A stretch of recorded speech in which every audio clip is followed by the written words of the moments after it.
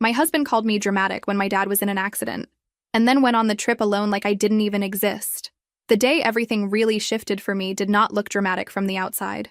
I was at my desk in this boring open office, pretending to care about a spreadsheet that kept freezing on my computer, when my phone started buzzing on repeat inside my bag. It was my neighbor calling, then another call, then a text from my neighbor again, confirming which hospital they took him to. I felt that little drop in my stomach before I even picked it up, because when people call instead of text, it is never something simple like, "Hey, what do you want for dinner?" By the time I actually checked the screen and saw the words about my dad being taken to the hospital after getting hit by a car, my hands were already shaking. I remember standing up so fast my chair rolled back and almost knocked into the woman behind me. I grabbed my bag, mumbled something to my manager about an emergency, and half ran, half stumbled out of the building. It is funny how your body moves on autopilot while your brain is still stuck on one sentence. My dad got hit. My dad fell. My dad is in the hospital. I kept repeating it in my head like if I stopped, he would disappear. At the hospital, the doctor explained that it could have been way worse, which I guess was supposed to make me feel better. My dad had a fractured ankle, both wrists badly sprained from the way he tried to catch himself, some bruised ribs, a whole list of things that sounded minor when they said it fast, but did not look minor when I saw him try to move. No head trauma, no internal bleeding, just, in their words, mobility issues. I remember nodding like that phrase meant something normal, but when I saw him trying to sit up and failing, I realized exactly what mobility issues meant. It meant he could not stand without help. He could not cook. He could not shower. He could barely even scratch his nose. My dad is one of those stubborn older men who would rather crawl across a parking lot than admit he needs help, so of course he tried to make jokes. He told me the car probably looked worse than he did. He said this was what he got for still walking to the grocery store like a teenager. He insisted he would be fine on his own once they sent him home, as long as he had his remote and his favorite snacks. Meanwhile, he could not even hold the little plastic cup of water without his hands shaking. By the time they talked about discharge, I already knew there was no way he was going back to an empty house without some kind of support. My mom has been gone for years, and my dad has been living alone in that small place ever since, surviving mostly on stubbornness, canned soup, and whatever meals I managed to sneak into his fridge without him accusing me of treating him like a child. I called around and found this home nurse service that could send someone a few hours a day to help him with basic stuff. I set everything up before he even signed the papers to leave because I know him, and if I had asked first, he would have refused on principle. All of that, by the way, happened the same week my husband and I were supposed to finally take this big vacation we had been planning for months. Sun, drinks, a nice hotel, the whole cliché. We had spent evenings arguing about beach versus mountains, city versus quiet, and we landed on this resort town that was supposed to be exactly what we needed. We had both been working nonstop, barely seeing each other except to pass out in the same bed. The joke was that we were going to remember what each other actually looked like without work clothes and eye bags. So there I was, sitting on one of those plastic chairs by my dad's hospital bed, holding my phone in one hand and his discharge papers in the other, staring at the dates. The check-in date for the trip glared at me from the confirmation email. The nurse was explaining the medication schedule, my dad was fighting with the hospital television remote, and all I could hear was my own brain saying, "There is no way I can leave him like this. There is just no way." That night, when I finally dragged myself home and walked into our house, my husband was in the kitchen, going through a stack of travel printouts like he was planning a military operation. He had the little notepad out, the one he uses when he gets into project mode, and there were already lists of places to visit and things to do. He had even looked up restaurant menus and circled dishes he wanted to try. It should have been cute. It used to be cute. He looked up when I came in and smiled. And for a second, I almost did not want to say anything. I wanted to step into that version of my life where the worst thing happening was whether my bathing suit still fit. But then I remembered my dad's face when he tried to shift in the bed and pain shot through him, and I heard myself say, without even easing into it, "We need to talk about the trip." My husband put the papers down slowly, like I had just told him the vacation spot burned down. "What about it?" he asked, even though my voice alone should have told him this was serious. I explained about the accident again, even though I had called him from the hospital earlier. I told him the nurse could help, but my dad could barely move, that he lived alone, that at least for the first couple of weeks he was going to need someone checking in constantly. I said, "I think we should see about postponing the trip, or maybe canceling and rebooking for later." I called the airline while I was waiting in the hallway. They said we could probably get credits or at least most of the money back, The hotel has that flexible policy you liked, remember? We would not lose everything. He stared at me for a long moment like he was trying to decide if I was being serious or auditioning for some prank show. Then he did this little laugh with no humor in it and said, "You are being dramatic again." That word hit me in the gut. Again. As if this was some pattern where I cried over spilled milk and not my 60-something-year-old dad with 2 busted wrists and a broken ankle. I said, "I am not being dramatic. I am just saying I do not feel comfortable leaving him like this for 2 whole weeks. He cannot even get himself to the bathroom right now." My husband shook his head. "He has a nurse. You just said that. This is exactly what those services are for. You cannot keep letting him pull you into every crisis. We have worked our asses off for this trip. I need this break. You need this break. You are overreacting." I felt my face getting hot. Overreacting? He literally got hit by a car. And he is alive, my husband snapped. He is not in the intensive care unit. He is not dying. He has professionals around him. You call him every day anyway. You can keep calling. You can check in. Why does everything have to be on you personally? In person, every second? That is something about my husband you should know. When he feels cornered, he goes cold. Not loud, not violent, just icy. It is like a switch. He goes from joking and affectionate to this flat, detached tone, and suddenly, you are the crazy one for feeling anything at all. I used to think it was just how he dealt with stress. Later, I understood it was how he exerted control. I tried to keep my own voice steady. It is not about everything being on me. It is about being there for my dad. He lives alone. Mom is gone. I am literally all he has. If I was the one in that hospital bed. And he booked a trip the week after. You know he would cancel it in a second to help me. My husband rolled his eyes. Your dad would love the drama. He lives for having a crisis. Besides, we already put so much money into this. Flights, hotel, time off work. We are going. I am not throwing all that away because your dad sprained something. The way he said sprained something made me want to throw something at his head. I took a breath instead. It is not just a sprain, and even if it were, he cannot walk. Look, I am not saying we can never go. I am just asking to push it a bit. I checked. We can move the dates. We might have to pay a fee, but it is not like all the money disappears. He crossed his arms. I am going. I have been counting down to this. I am exhausted. I am not letting your dad's drama ruin it. There it was again. Drama. That little word he used whenever I asked for something that was not convenient for him. When I wanted him to come to one of my work events? Drama. When I cried because his mom made a comment about my weight at dinner? Drama. When I got upset that he made a huge purchase without even telling me? Drama. It was like his get out of accountability free card. That night, he went to bed early after dropping, "I am too tired to argue about this," which is code for conversation over. And I sat on the couch in the dark, staring at the blank television screen, planning out schedules in my head. I could increase the nurse visits. I could go to my dad's every day after work. I could maybe survive a week away if I set everything up perfectly. I tried to twist myself into a shape that would make everybody okay, even when I knew deep down that the person not okay would be me. The next day, I brought up the trip again, because apparently I like to torture myself.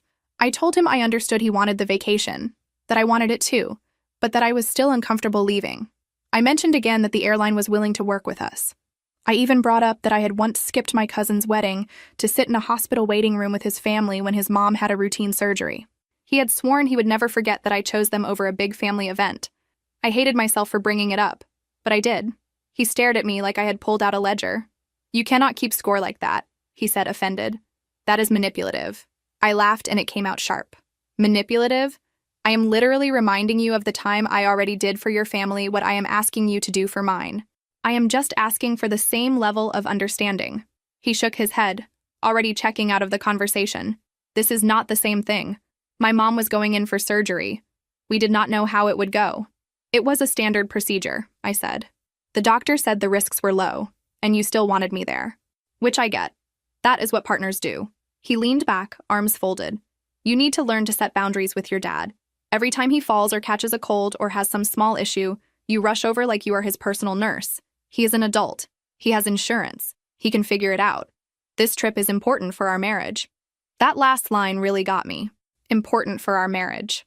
Apparently being there for my injured parent was bad for our marriage, but abandoning him to drink fruity cocktails somewhere was good for it. Got it. 3 days before the trip, He cornered me in the kitchen while I was packing a bag to take some clothes to my dad's place. He said, "Listen, I need you to promise me you are coming. I am not doing this back and forth all the way up to the gate. I need to hear you say you are going." I froze with a pair of sweatpants in my hands. I am not promising something I am not sure about.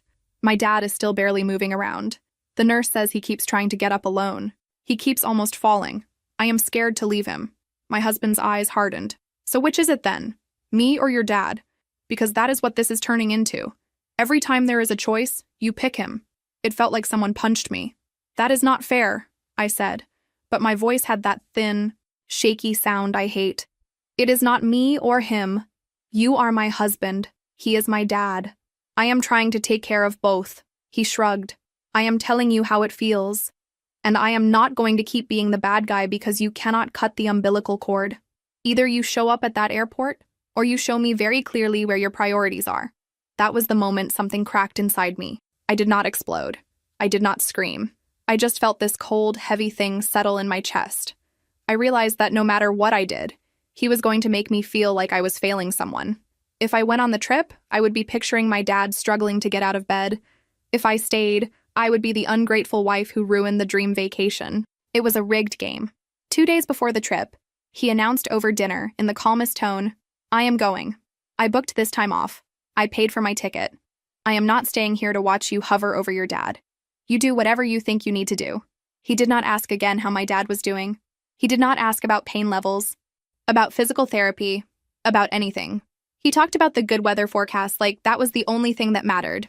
So I stopped arguing. There is no point screaming at a wall. I focused on my dad instead. I increased the nurse's hours. I picked up handrails, shower chairs, all the things the therapist recommended. I learned how to wrap the ankle brace correctly. I sat with my dad while he pretended he was fine and watched him almost topple over trying to reach a glass on the counter because his wrists could not handle the weight.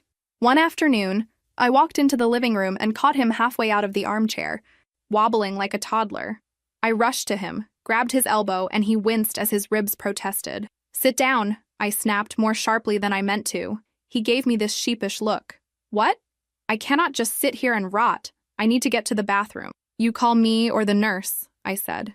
"You do not just launch yourself across the room like that." He sighed. "I hate feeling useless," he muttered. Then softer. "I also hate feeling like I am messing up your life. Your husband must be furious."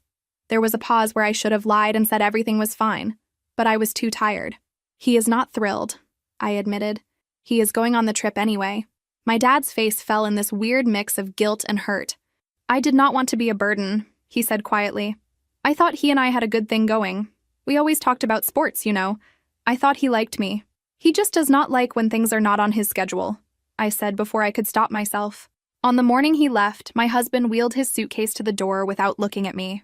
There was no kiss, no hug, not even a pat on the shoulder. He just grabbed his passport from the bowl by the door, checked his phone, and said, "My ride is downstairs," like he was heading to a work conference.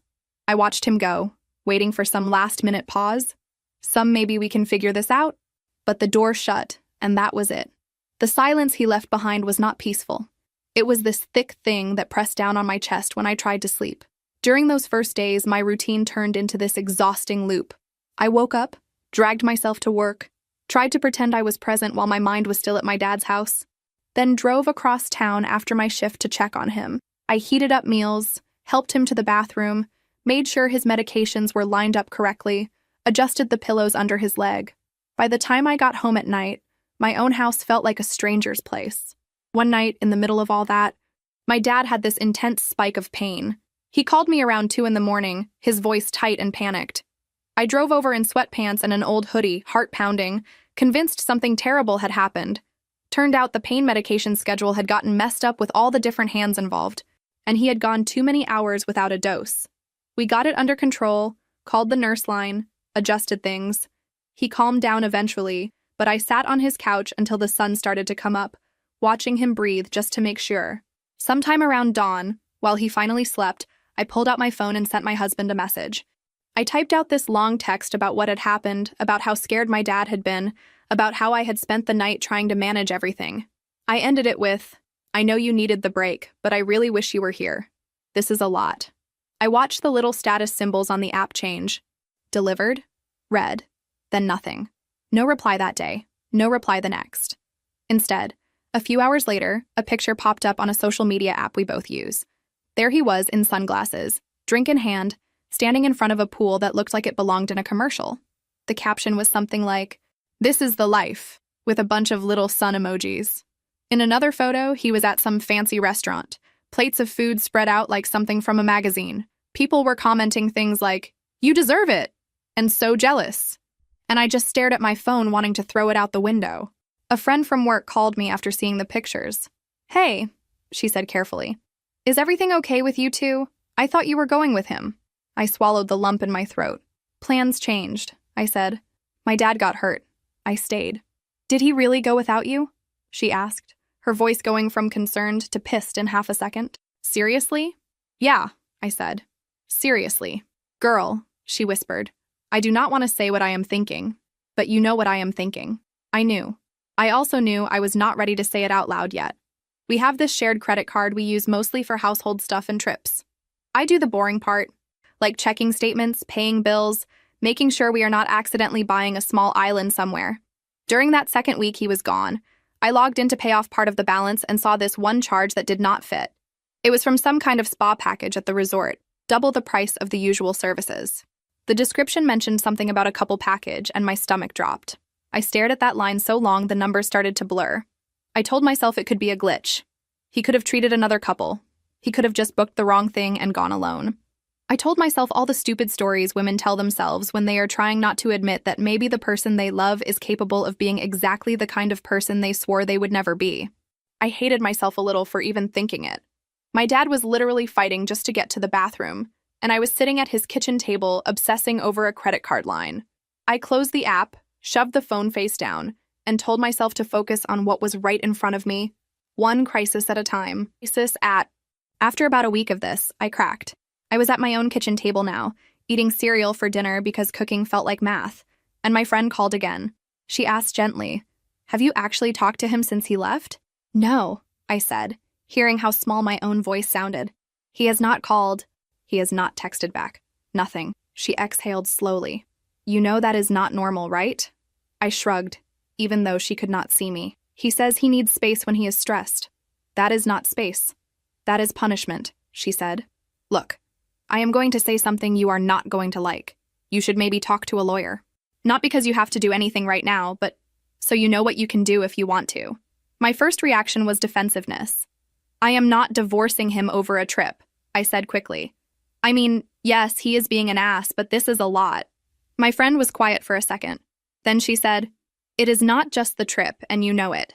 It is how he has been treating you for a long time. The silence thing. The way he makes everything your fault. You have been shrinking yourself for years. I am not telling you to leave him tomorrow. I am saying maybe stop acting like you are trapped when you might not be." I sat there, staring at the pattern on my countertop. The idea of talking to a lawyer felt extreme, like jumping off a cliff. I was raised on this whole idea that you stick it out, that marriage is hard work, that you do not throw it away because things get rough.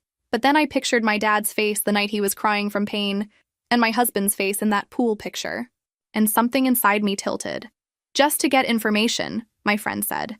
"Information is not betrayal." That line stuck with me. I could not sleep that night. I kept getting up, pacing, checking my phone even though there was nothing new, staring at the ceiling. Eventually, around 3 in the morning, I opened my laptop and searched for local divorce lawyers. The word looked ugly on the screen. I picked one almost at random from this list of people who probably heard stories like mine every day and filled out the little contact form. The next morning, they called me back and offered an appointment for later in the week. Walking into that office, I felt like I was cheating on my wedding vows just by being there. The lawyer was this calm woman with a soft voice and very direct eyes. She asked me to tell her what was going on, and I started with the trip and the accident and the silence. But once I started talking, other things came spilling out. The fight we had months ago when I mentioned wanting to quit my corporate job and open a small creative business, how he froze me out for days, the way he always controlled our social life, who we saw, when we saw them, the constant use of words like dramatic, unstable, needy whenever I pushed back. She listened without interrupting much, just asking little clarification questions. Then she explained, very matter of fact, what my options were, how separation worked here, what would happen with assets. She asked if I had anything that was mine alone, like property I had before the marriage. I told her about the little house I inherited from an aunt, the one we moved into after the wedding because it made more sense than renting. She nodded and said that an inherited house is usually considered separate property, as long as you kept things clearly in your name and did not mix everything completely. We talked about the shared credit card, our similar incomes, the fact that we do not have kids. She did not tell me what to do. She just laid out pathways like a map. When I left, my head was buzzing. Having options was both terrifying and weirdly comforting. That evening, at my dad's place, he tried to make scrambled eggs with one working hand and almost dropped the pan. I took over, gently shoving him back to his chair. He made some dumb joke about becoming left-handed and then stopped and peered at me. "You look tired," he said. "More tired than usual." I snorted. "Thanks. That is exactly what every woman wants to hear." He shook his head. "You know what I mean. You have that look your mom used to get when she was carrying something heavy in her mind." For some reason, that cracked something open. I told him about the lawyer. Not every detail, but enough. His eyes got big. "Are you sure that is what you want?" he asked. "I do not want you to blow up your life because of me. This is not because of you," I said. "You just pulled the curtain back faster. If it was not this, it was going to be something else eventually." He sighed. And for the first time since the accident, he looked a little smaller. "He has not called to check on me," he said quietly. "Not once." I swallowed hard. "I know." He reached over with his good hand and squeezed my fingers. "I love you," he said. "I hate that you are going through this, but I am glad I am not the only one seeing it." When my husband finally came back from his trip, his return was the opposite of dramatic. It was a Saturday afternoon. I was at home for once instead of at my dad's, folding laundry on the couch. When I heard the door open, he rolled his suitcase in, tan and relaxed, like he had just come from a wellness retreat. He gave me this little nod, like, "Hey, what is up?" as if he had not ghosted me and my injured father for 2 weeks. He dropped his keys in the bowl, glanced at the stack of mail on the table, and said, "Did anything important come while I was gone?" Like he had been out grabbing groceries. I stared at him for a second, because my brain genuinely could not process that level of casual.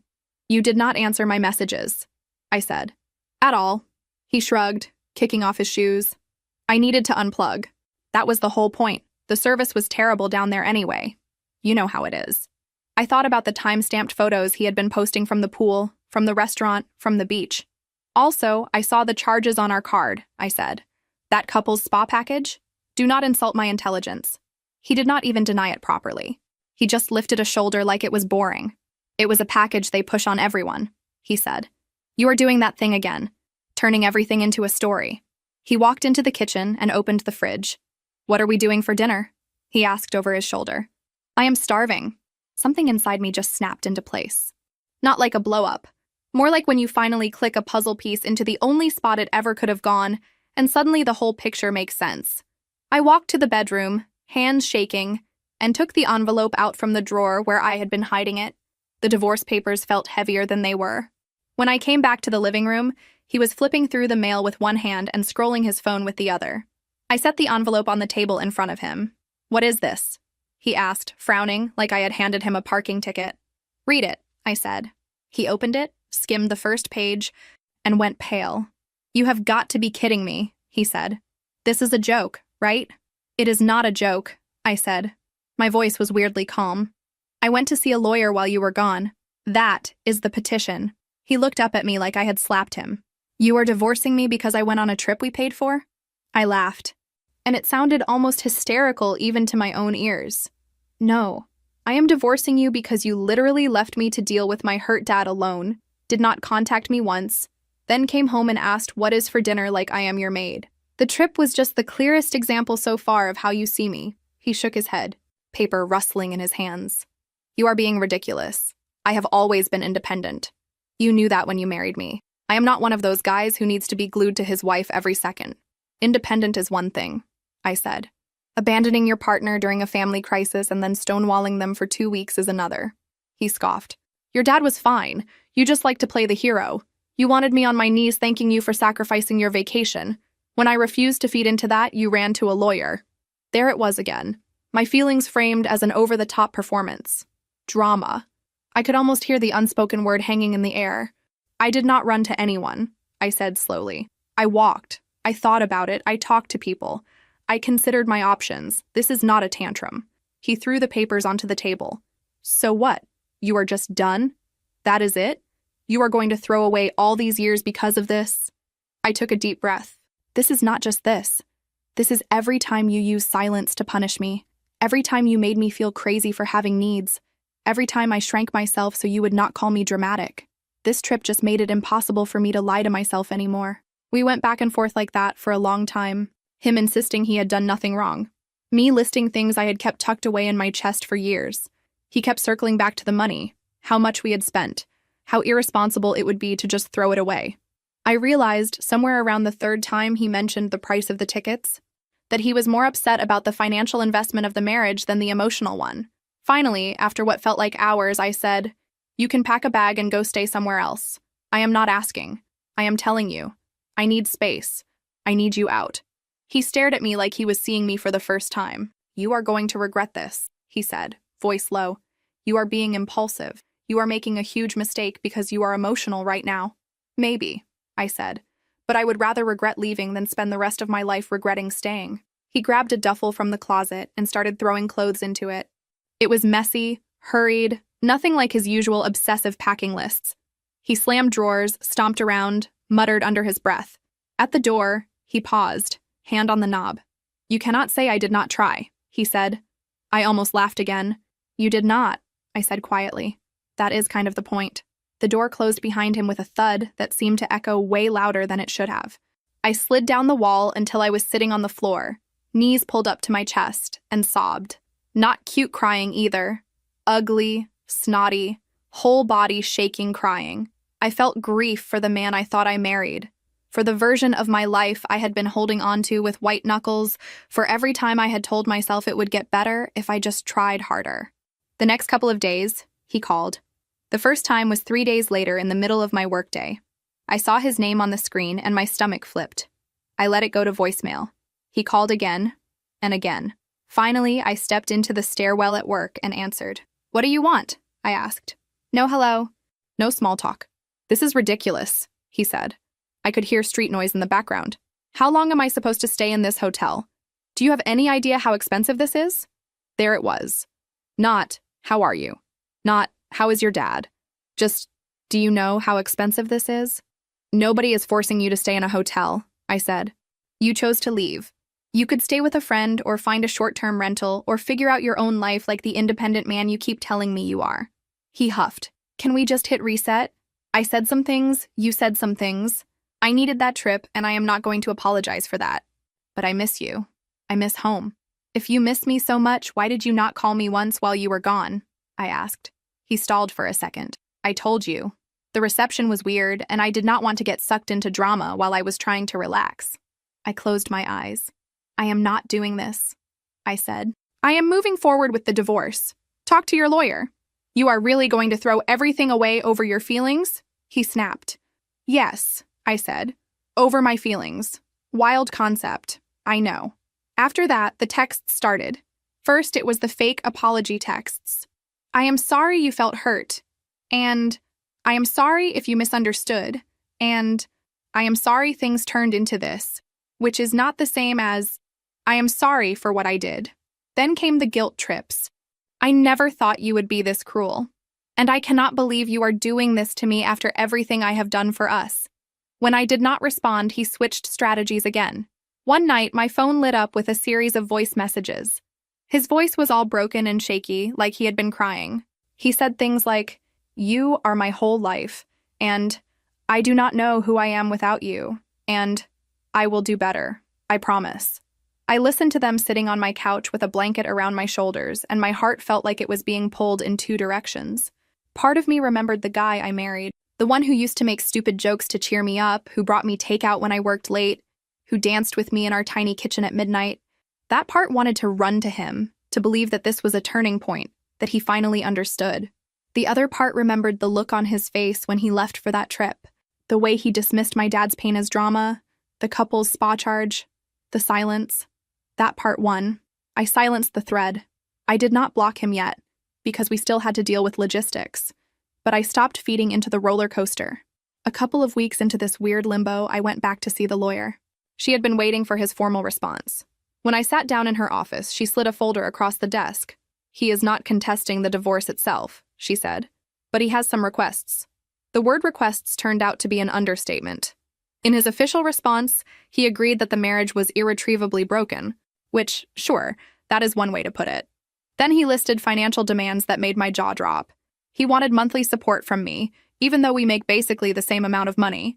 He wanted a chunk of my retirement account. Most insultingly, he wanted the house sold so that the proceeds could be split down the middle. "This house was left to you before you even met him, correct?" my lawyer asked. "Yes," I said. "My aunt left it to me in her will. My name is the only one on the deed. We did some renovations after we moved in, and we both contributed to that. But the actual property is mine." She nodded. "He is arguing that because marital funds were used for improvements, he is entitled to half of the equity. It is a stretch, but not completely unheard of. Still, based on your documentation, we have a strong argument that the core value of the house remains your separate property." I stared at the numbers on the page. It was not just about the money, it was what it represented. He had always bragged about being independent, about never needing anyone, about how he could walk away from anything and land on his feet. Now, suddenly, he wanted me to pay him to leave and take half of the only thing that actually felt like mine. "So basically," I said slowly, "he ignored me for 2 weeks, came home like nothing happened, got served, and now he wants me to fund his exit." My lawyer's mouth twitched in something like sympathy. "That is one way to look at it." She pointed out another section. "He also claimed that you are emotionally unstable and prone to overreaction, and that your decision to pursue divorce is a symptom of that. He framed your care for your father as enmeshment and said you have difficulty separating your marriage from your family of origin." I barked out a laugh even as my stomach twisted. "So he is basically pathologizing me for not abandoning my injured parent." "He is framing it that way, yes," she said. "Do not take it personally. These filings are often written in the most dramatic way possible to strengthen their side of the argument. He is trying to make himself look reasonable by making you look irrational. He has been doing that for years," I muttered. "This is just the first time it is in writing." We started mediation a few weeks later. Sitting across from him in that bland conference room, with the mediator and our lawyers between us, felt surreal. He wore his nice button-down shirt, the one he always wore to important things, and he had that same calm face he used when he wanted me to feel dramatic for reacting. The mediator went through the list of issues: division of possessions, bank accounts, the shared credit card debt, the question of the house. To my surprise, he agreed pretty quickly on most of the smaller things. We split the furniture, the smaller assets, the debt. He did not fight me on the car.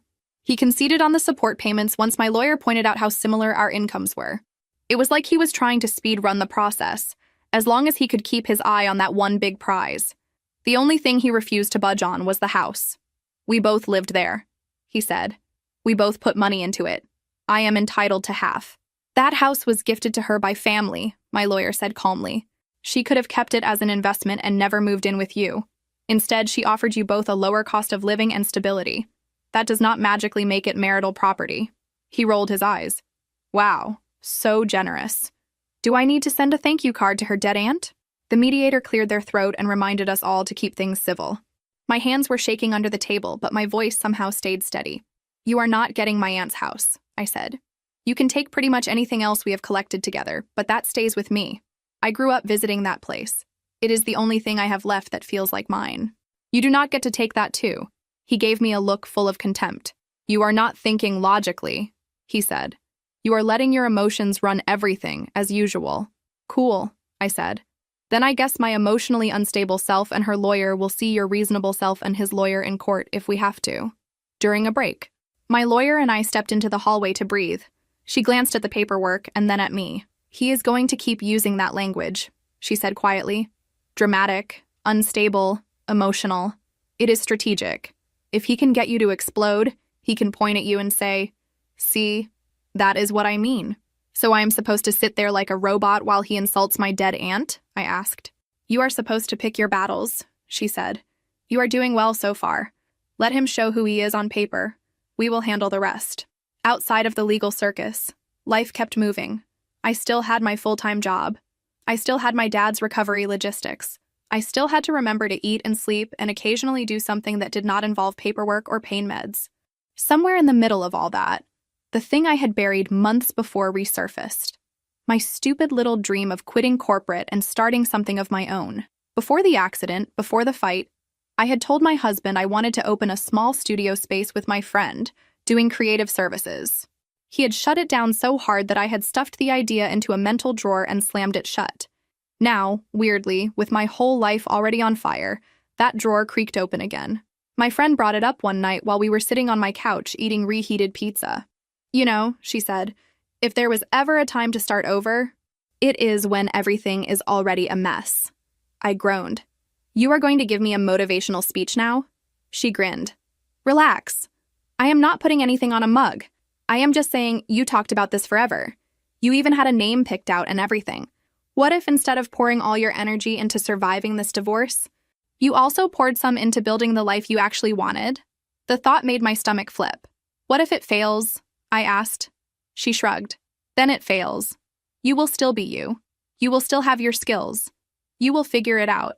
But what if it does not fail? What if it goes okay? My dad surprised me by backing her up. One evening, while we were watching some boring show together at his place, he said, You used to light up when you talked about that business idea.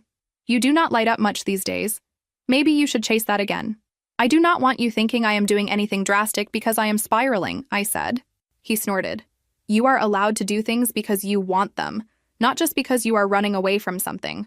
Besides, if your ex thought you were irresponsible for wanting to use your own talents to build something, maybe that says more about him than about you. So slowly, in between hospital follow-up visits and meetings with lawyers, I started sketching out plans again. My friend and I ran numbers on my laptop at my kitchen table. We made lists of services we could offer. We looked at tiny, affordable office spaces and daydreamed about what we could turn them into. Another friend, one I had not seen much because my ex always said she was a bad influence, offered to invest a small amount to help us start. Every step forward felt like walking with weights attached to my ankles. I kept hearing his voice in my head, calling my ideas unrealistic, childish, irresponsible. I had nights where I lay awake, convinced that if the business failed, it would prove he had been right about me all along. But the thought of going back to my old life unchanged felt even worse. Meanwhile, my dad was slowly, stubbornly healing. We slowly reduced the nurse visits until it was just check-ins, and then eventually, none at all. Physical therapy started. He cursed under his breath when the exercises hurt and then apologized to the therapist like a kid caught swearing at school. He learned how to maneuver with a cane. The first time he made it from the couch to the kitchen without my help, he raised his arms like a boxer in the ring. Look at me, he sagged. Still got it. We finally reached a settlement in the divorce a few months later. He pushed on the house all the way up to the edge, but the combination of legal arguments and the fact that we had all the paperwork in order worked in my favor. In the end, he backed off, probably because the idea of a drawn-out court fight bored him more than the idea of getting less than half of what he wanted. The final agreement looked fair on paper. We split what we had built together. I kept my aunt's house. No support payments either way. It was objectively a clean break. Subjectively, it felt like crawling out of a minefield with my legs still attached. The day the divorce was officially finalized, I walked out of the courthouse clutching a folder of documents that said, in a few paragraphs of legal language, that I was free. My friend met me on the steps with coffee. My dad insisted on taking us both out to dinner to celebrate, even though he still walked with a slight limp and probably should not have been driving. We sat in a little family restaurant, the kind with sticky tables and loud kids, and for the first time in a long time, I could take a deep breath without feeling like it got snagged on something sharp. The business by then was actually a real thing. We had signed a lease on a tiny space with terrible fluorescent lighting and turned it into something cozy with lamps and rugs and a ridiculous number of secondhand plants. We had our first handful of clients.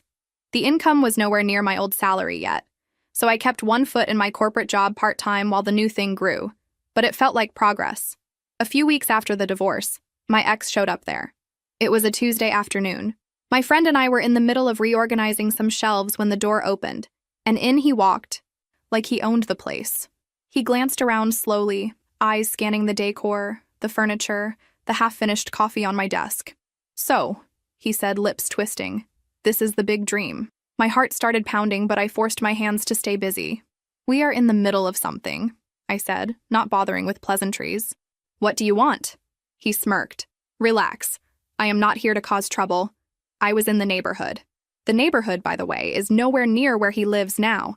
He had to go out of his way to be in the neighborhood. He walked over to a display and picked up one of our promotional cards, turning it over like he was examining a bug. "Cute," he said. "Very small." My friend, bless her, straightened up and gave him a look that could cut glass. "Can we help you with something?" she asked. "We have actual work to do."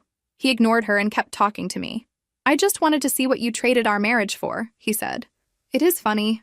You blew everything up over your dad and this little project, and for what? A cramped office and a dad who will not be around forever?" That one hit low. I felt my face flush. "Get out," I said quietly. He tilted his head.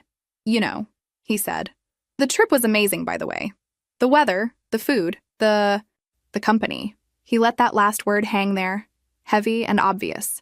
I remembered the couple's spa charge, the way his smile looked in those photos. A little different, a little more performative. "Of course you found someone to stroke your ego while you were there," I said. My voice still sounded calm, which surprised me. "You needed someone to tell you that you were the good guy." He laughed. At least she knew how to have fun. Did not spend the whole time obsessing over her dad. There was a time when that sentence would have gutted me, when I would have obsessed over who she was, what she looked like, what she had that I did not. In that moment, all I felt was tired. "I am glad you had a good time," I said. "Really. I hope you and your vacation fling and your fragile ego have a beautiful life together. But you do not get to come in here and trash the thing I am building just because you do not have access to it anymore." My friend stepped closer, crossing her arms. "You need to leave," she said to him, voice firm. "Now, or I will call building security." He looked between us like he could not quite believe we were not crumbling under his words. "You are making a mistake," he said to me one last time. "You could have had it easy." I smiled, but there was no humor in it. "I did have it easy," I said. "That was the problem. Easy and lonely and small. I would rather have hard and honest." He shook his head and walked out, letting the door slam behind him. The plants on the shelf next to the entrance shook slightly from the impact. For a second, I just stood there listening to the echo. My friend turned to me. "You okay?" she asked. I let out a breath I had not realized I was holding. "I think so," I said. Weirdly, yes. People always want to know what happened after that part too. Not just the legal stuff or the business stuff, but the messy human part. Did his family hate me? Did my friends pick sides? Did my dad ever stop blaming himself for causing all of this? Real life does not roll the credits just because a judge signs a piece of paper. His family did exactly what I expected. His mom called me a few days after he showed up at the office. I almost did not pick up when I saw her name, but curiosity won. She did not start with hello. She started with, "I heard you took him to the cleaners." I blinked. "Hi, good afternoon to you too," I said. She huffed. "You got the house and everything, and my son is in some tiny apartment. Do you feel good about that?" I leaned against my kitchen counter and stared out the window. "Your son tried to take the only thing I had left from my family and make me pay him to leave," I said. "I do not feel good about any of it. I feel like it is sad all around. But yes, I am glad I got to keep my aunt's house." "He only did that because you pushed him to the edge," she snapped. "You always were very sensitive. You know he needs space. You know he is not good with all this emotion." There it was again. Sensitive. Emotional. All the coded ways to say, "You are the problem for reacting to the problem." "You know what is wild?" I said slowly. "The fact that he left the state while my dad could not walk and you are calling me to ask how he is coping, not to ask if my dad is okay." There was a pause. Then she said, "Your father should take better care of himself at his age. Maybe if he did not insist on being so independent, this would not have happened. And maybe," I said, my voice going cold in a way that surprised even me, "if your son had not been so obsessed with his own comfort, my marriage would not have ended. But here we are." She made this offended little sound. "I see you are determined to be cruel," she said. "I do not know who put these ideas in your head, but this is not the girl I welcomed into our family. I am just the girl who finally stopped twisting herself into knots to keep your son comfortable," I said. "You do not have to like her." After that call, the rest of his family pretty much faded out. One of his cousins texted me quietly to say she understood and was there if I needed anything, but the aunts and uncles I used to spend holidays with went radio silent. It hurt. Of course it did. They had been my people for years. But honestly, the version of me they liked best was the one who smiled through disrespect and called it love. Once I stopped doing that, we did not have much in common. My own family had their moments too. My uncle, the one who prides himself on being practical, asked me at some gathering if I was sure I had not overreacted. He said, "Lots of people go on trips without their spouses. Are you really going to stay alone because of one bad decision?" I looked at him, then at my dad sitting 2 chairs away, his cane propped beside him. "It was not one bad decision," I said. "It was a whole pattern of decisions, and that trip just made it visible. I would rather be alone than with someone who treats me like an accessory to his plans." My dad cleared his throat. "She is not alone," he said quietly.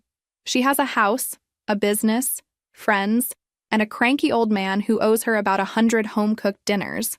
My uncle shut up after that. The business had its own drama, obviously. The first few months looked cute on social media, but were terrifying behind the scenes. There were weeks when we had exactly 1 client and a stack of bills, and I would lie awake doing math in my head until it felt like my brain was overheating. There were days when my friend and I snapped at each other over tiny things because we were both stressed and scared, and trying not to show it.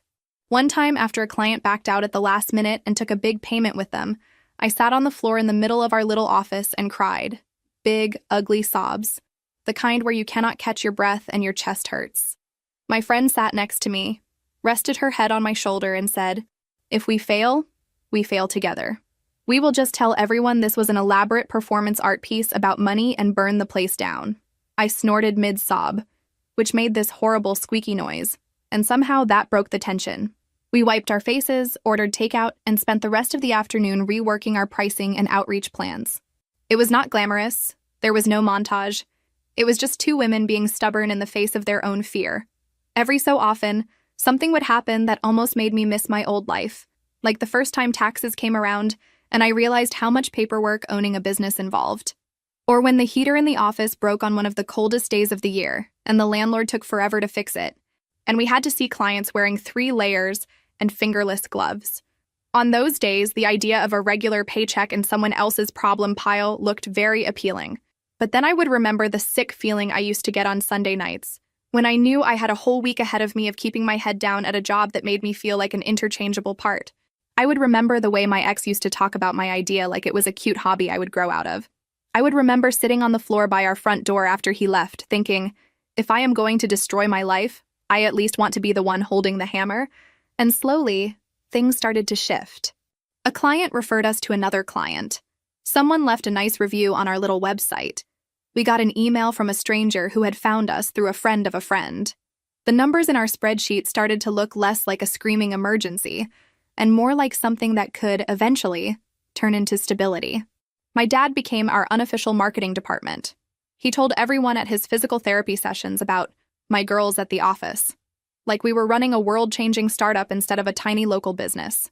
One afternoon, a woman walked in and said, "Is this where the guy from rehab sent me?" And I knew exactly who she meant. It was not all triumph. There were still awkward run-ins. I saw my ex once at the grocery store. I was in sweatpants, of course, and he was in work clothes that made him look put together and successful. He walked over like we were casual acquaintances and asked how the little project was going. I could tell he was fishing for news of failure. "It is keeping the lights on," I said, "and my blood pressure is lower than it has been in years, so I would call that a win." He gave me this tight smile.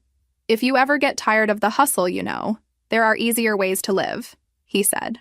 I shrugged. "I tried easy," I said. "It almost killed me." He did this little laugh, like I was being dramatic again, and walked away. I stood there in the canned soup aisle, surrounded by strangers, and realized my hands were not shaking. My heart was not racing. I did not go home and replay the conversation 100 times, analyzing every word. I just grabbed my dad's favorite soup and moved on. On the first anniversary of the accident, my dad insisted we mark the date somehow. He said he wanted to take the power back, which is dramatic for a man who still mails in his bills. We ended up in his living room, eating takeout and watching bad television. And he raised his plastic cup of soda like it was a champagne flute. "To getting hit by cars," he said. I rolled my eyes. "Great toast, Dad," I said. "Very uplifting." He shrugged. "If that car had missed me, you would probably be on some beach right now, pretending everything was fine, trying not to cry when he called you dramatic for the 3rd time that week." "Wow," I said. "You really know how to make a girl feel better about her trauma." He smiled at me, the soft, tired kind of smile that has a lot of history in it. "You know what I mean," he said. "I'm not glad I got hurt, but I am glad you saw what you needed to see." I am glad you chose you, even if I had to play the annoying old man to get you there. I looked at his cane leaning against the couch, at the faint scars on his wrists, at the wrinkles around his eyes that had deepened over the last year. You are not annoying, I said. Well, not all the time, he snorted. I am absolutely annoying, he said. But I am your annoying, and you are mine. That counts for something. We clinked plastic cups like idiots and went back to our show. It was not some big cinematic moment. There was no swelling music. It was just us, in his slightly cluttered living room, breathing. When I think about that hospital chair now, I do not feel embarrassed anymore. I feel protective of that version of me. That night, after my dad's toast, I helped him stack the takeout containers, rinsed the cups, and he tapped my shoulder with that cane like he was reminding me to breathe. You okay? He asked. I looked around his cluttered living room, the soft hum of the TV, the quiet that did not feel threatening for once. Yeah, I said. I am okay. Did you like this story? Even though it's fictional and created for entertainment, it may reflect a reality lived by many people. Leave your opinion in the comments. Don't forget to subscribe to the channel and leave a like. See you in the next video.